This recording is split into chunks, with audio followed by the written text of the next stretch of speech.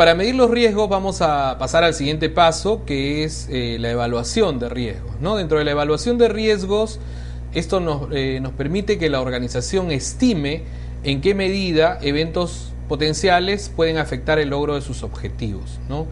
Y la va a realizar a través de dos perspectivas, el impacto y la probabilidad. ¿Qué quiere decir? O sea, como yo ya identifiqué los riesgos, a cada uno de estos los voy a ir midiendo en función a cuál es la posibilidad de que ocurra determinado evento y cuál es el impacto o costo que me va a significar la ocurrencia de determinado evento, ¿no? O sea, por ejemplo, si es que yo he definido de que existe la probabilidad de que el cliente me deje de pagar, ¿no? O sea, en el otorgamiento de un crédito existe la probabilidad de que el cliente me deje de pagar. Entonces, esa probabilidad la voy a medir en función a cuál es el riesgo que tengo frente a cada tipo de cliente, ¿no? O sea, la probabilidad, por ejemplo, de que una corporación me deje de pagar es menor que la probabilidad de que una microempresa me deje de pagar es mayor, ¿no es cierto? Entonces, yo mido la probabilidad en función a eso y el impacto viene a ser el monto que voy a terminar perdiendo frente a la ocurrencia de determinado evento, ¿no? Entonces, tengo que medir estas dos perspectivas, la de la frecuencia y la del impacto, la de la probabilidad y el impacto, y hacer la evaluación de riesgos, ¿no? Esta probabilidad de impacto la mido en una especie de eje de coordenadas donde tengo diferentes niveles de exposición del riesgo. Generalmente se utilizan medidas, tablas que van de 5 niveles de frecuencia y 5 niveles de impacto. Dentro de frecuencia tenemos lo que se conoce como rara vez, ocasional, poco frecuente, frecuente o muy frecuente, ¿no? Entonces, en cada uno de ellos yo voy a determinar criterios tanto cuantitativos como cualitativos. Por ejemplo, rara vez, la posibilidad de que me ocurra una vez al año. Ocasional, que me ocurra una vez al mes. Poco frecuente, una vez a la semana. Frecuente, una vez al día, y así por el estilo, ¿no?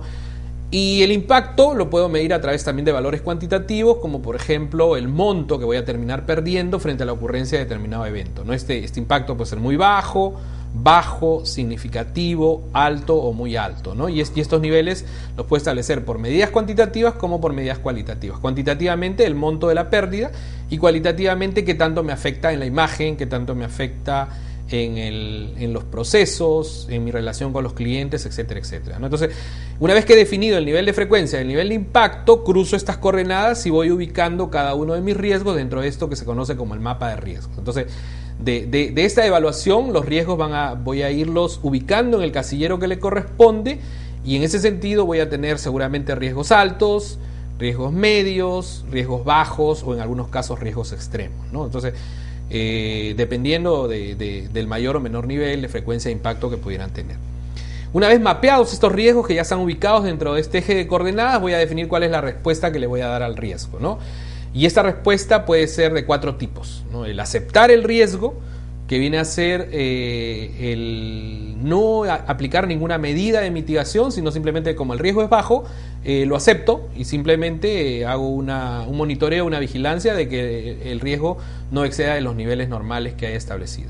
El reducir el riesgo significa que voy a establecer medidas de mitigación para reducir este riesgo, lo cual significa implementar nuevos controles, ¿no? Por ejemplo, desarrollar nuevas medidas de control que pueden tener un costo, por el cual voy a hacer una inversión, y desarrollar estas medidas de control que me van a permitir reducir el nivel de riesgo que yo había identificado originalmente. La otra medida de mitigación es el transferir el riesgo, por ejemplo, o sea, el riesgo se lo transfiero a un tercero, como por ejemplo tomar un seguro o contratar a una empresa, tercerizar algún proceso que es demasiado riesgoso y prefiero trasladárselo a un tercero. Y finalmente tenemos el evitar el riesgo. El evitar el riesgo significa de que yo como organización no estoy dispuesto a aceptar determinado riesgo y dejo de hacer determinado negocio, dejo de hacer determinada inversión porque el nivel de riesgo al que estoy expuesto es demasiado alto, ¿no? Dentro de esta medición del riesgo, normalmente tenemos dos conceptos que es lo que se conoce como el riesgo inherente y el riesgo residual. Yo, al hacer la medida del riesgo, cuando hablo de riesgo inherente, me estoy refiriendo al riesgo en ausencia de controles. O sea, ¿cuál es el riesgo que existe si es que no aplico ningún tipo de control? ¿No? Un ejemplo podría ser la posibilidad de que me hagan un fraude falsificándome la firma a la hora de otorgar un crédito. Entonces, Si yo identifico ese riesgo como posibilidad de fraude al momento de otorgar un crédito porque me falsifican la firma, y si no hay ningún tipo de control, mi riesgo inherente va a ser el total de ese riesgo.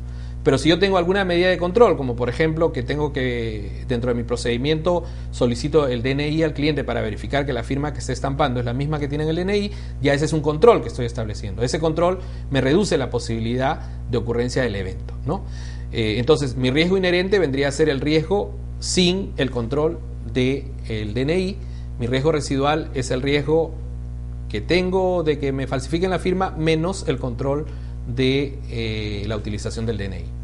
Si ese riesgo residual todavía sigue siendo alto para mí, voy a aplicar medidas de mitigación, voy a aplicar algún tipo de reducción y que puede ser un control adicional. En este ejemplo, por ejemplo, contrato los servicios de RENIEC para verificar si es que ese cliente, o sea, yo entro a la página web de RENIEC, me va a aparecer la ficha, donde me va a aparecer la foto, los datos, la huella, la firma del cliente, donde puedo hacer una mayor validación, ¿no? Entonces, en esa evaluación que he hecho, determino cuál es mi riesgo inherente, cuál es mi riesgo residual.